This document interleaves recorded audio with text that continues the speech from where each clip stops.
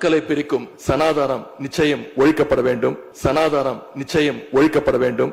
திண்டுக்கல்ல திப்பு சுல்தான் வந்து படையெடுத்து ஒரு கோவிலை கிட்டத்தட்ட நூற்றுக்கணக்கான கோவில் அழிச்சு திண்டுக்கல் மலை கோவில் இருக்கக்கூடிய சாமியை அழிக்க முற்பட்டே சனாதன தர்மத்தை தொட்டு பார்க்க முடியல. எங்கேயோ பிறந்த சுண்டக்கா ஒரு குடும்பத்துல மூன்றாவது தலைமுறையாக சுகத்தை மட்டுமே பார்த்த சில பேர் இன்னைக்கு தமிழகத்தில் தைரியமாக சனாதன தர்மத்தை ஒழித்து விடுவேன், இந்து தர்மத்தை ஒழித்து விடுவேன் கிளம்பி இருக்கிறான்.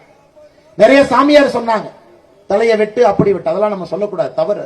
அதெல்லாம் யாரையுமே நம்ம சொல்லக்கூடாது. நம்முடைய எதிரியாக இருந்தாலும் கூட நம்முடைய இந்து தர்மத்தில் அதை போன்ற வார்த்தைகள் நாம் பயன்படுத்த போவதில்லை. அதனால்தான் உதயநிதி ஸ்டாலினுக்கு அந்த அரியா குழந்தை, சின்ன குழந்தை ஏதோ பேசணும் அப்படிங்கறக்காக ஏதோ பேசிடலாம்.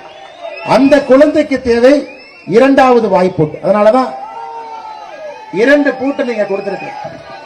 இவங்க 2 பேருக்குமே நாம அண்ணே கோத்ரேஜ் பூட்டெல்லாம் இல்ல, திண்டுக்கல் பூட்டு தான்.